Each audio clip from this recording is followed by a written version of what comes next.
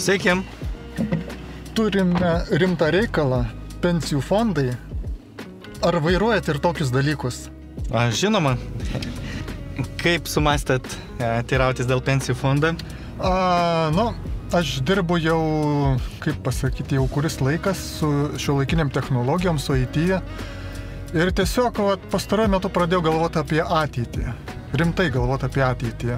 Atsižvelgiant į mano amžių. Ar tikrai reikia pradėti kaupti pensijai dabar arba kuo greičiau? Nes tas laikas atrodo ganėtinai toli vis dar. Tai gerai, kad šitas klausimas kilo dabar, o ne vėliau. Kuo pradėjus anksčiau, tuo šansas sukaupti didesnę sumą jisai tik didėja. Ar gerai suprantu, kad tai reiškia, jog mano pinigai dirba man ir čia veikia kaip tas sniego gniūžtė, vis didėja ir jeigu tai tiesa, gal man reiks mažiau dirbti, kuo toliau, tuo mažiau, o gal iš vis nedirbti, kas būtų šaunu? Manau, kad darbas apskritai kaip savirealizacijos priemonė yra gerai ir dirbti yra smagu, bet kalbant apie investicijų grąžą, apie sniego gniūžtės efektą, labai paprastas pavyzdys būtų, kad kaip tik įsteigus gyvenimo ciklo fondams, tai 19 metais, tai dabar investuotas 1000 eurų tais metais, šiandieną tapo beveik 2000 eurų 2024. Tai yra, beveik padvigubėjo.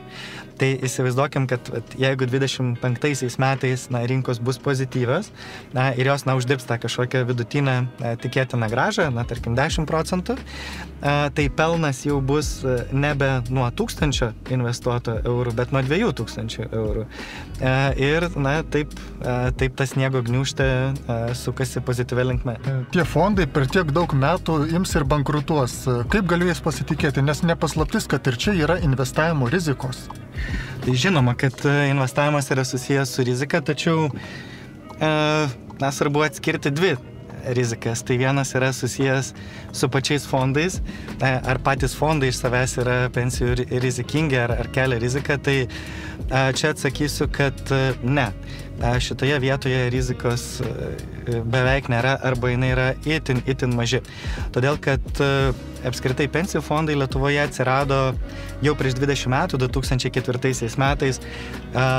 Mūsų įmonė netgi turi fondų įsteigtų būtent 2004 metais ir galite matyti kiekvienos dienos pokytį, tas fondas kaip kilo, kaip leidosi, kaip jisai keitėsi per tą laiką ir tai yra 20 metų.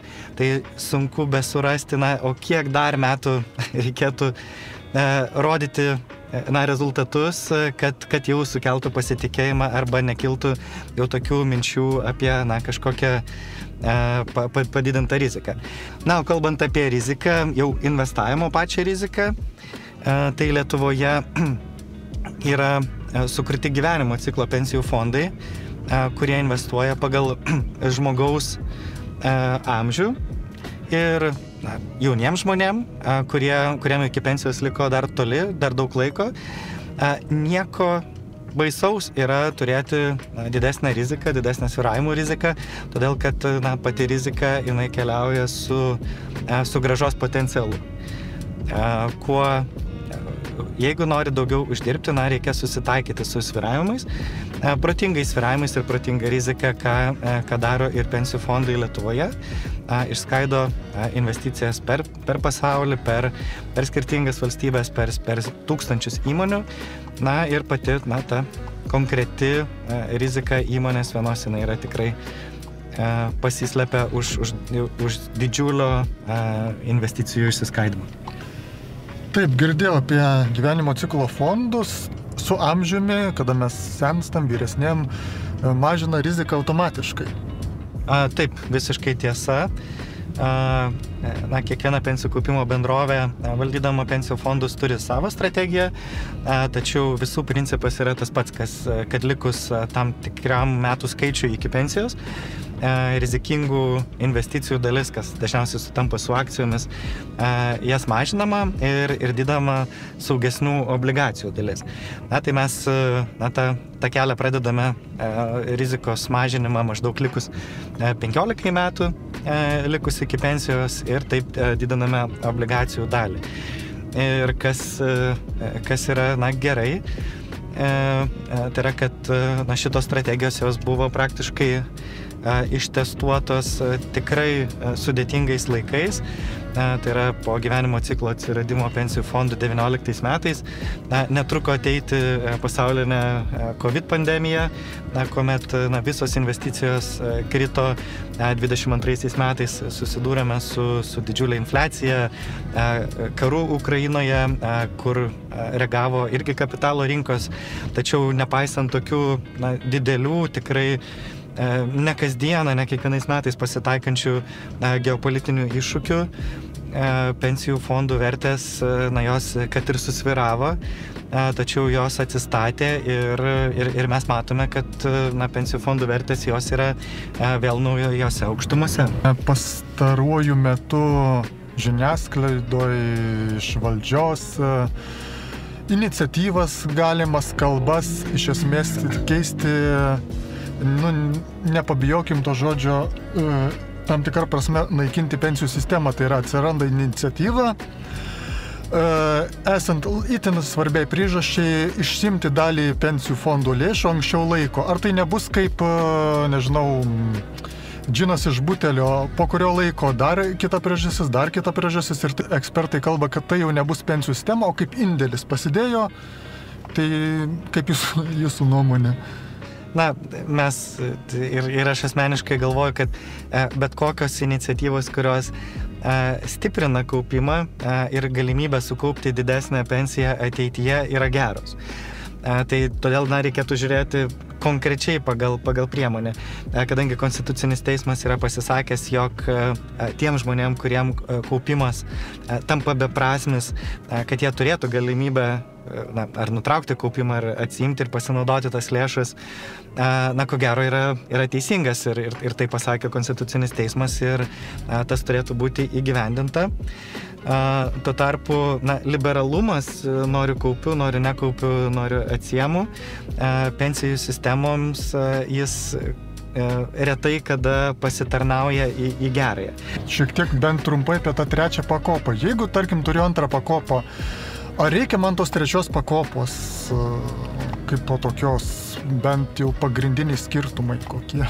Trečia pakopa tiek Lietuvoje, tiek užsienyje tai yra dažniausiai savanoriškas kaupimas, kuris yra skatinamas valstybės viena ar kita forma. Tai Lietuvoje iki šių metų pabaigos valstybė sukūrusi turbūt tokias 3 skatinimo formas trečiai pakopai. Tai pirmoji buvo ir vis dar yra, tai galima susigrąžinti dalį gyventojų pajamų mokesčio. Antroji, kad tas, kas kaupia trečios pakopos pensijų fonduose, išėjęs į pensiją galės atsiimti lėšas be kapitalo prieaugio mokesčių. Ir trečioji, ko gero, gal net ir pati svarbiausia, tai yra apskritai turėjimas tos trečios pakopos pensijų įstatymo, kuris reguliuoja ir apibrėžia, kas ta trečioji pakopa, kas joje gali būti, kas joje ne, ir užtikrina pačios formos tokį saugumą. Tai yra žmogus gali pasitikėti tą trečiąją pakopą, nes jisai žino, kad tai yra reguliuojama ir prižiūrima. Tai yra tokie 3 privalumai. Ir atsakant į klausimą, ar verta kaupti, ar reikia kaupti trečios pakopos pensijų fonduose, tai reikia suprasti, kad iš sodros ir valstybės biudžeto galima užsitikrinti apie 30-40, gal šiek tiek daugiau procentų siekiančią, darbo užmokestį siekiančią pensiją, kas, ko gero, yra tikrai per maža suma ir netokios sumos norėtųsi pensijoje. Antra pakopa galėtų užtikrinti apie 20-30 procentų papildomą prisidėjimą prie sodros ir valstybės biudžeto, kas vėlgi nėra pakankama ir ko gero nėra užtikrinta. Todėl tam, kad pasiektum 70-80 procentų sudarančią pensiją nuo darbo užmokesčio, reikia dar papildomą žingsnį. Nuo naujų metų sudarytom sutartim valstybė nebetaikys gyventojų pajamų lengvatos ir mokesčių susigrąžinimo, tačiau tiems, kurie sudaro trečios pakopos pensijų fondų sutartis dar iki naujų metų, tas skatinimas jisai lieka ir dar liks galioti 10 metų. Taigi dar tie žmonės, kurie suskups pasirašyti sutartis, valstybė dar prisidės ateinančius 10 metų gyventojų pajamų mokesčių lengvata. Ačiū labai. Tai ką, dėkui. Geros kelionės. Geros dienos jums. Viso.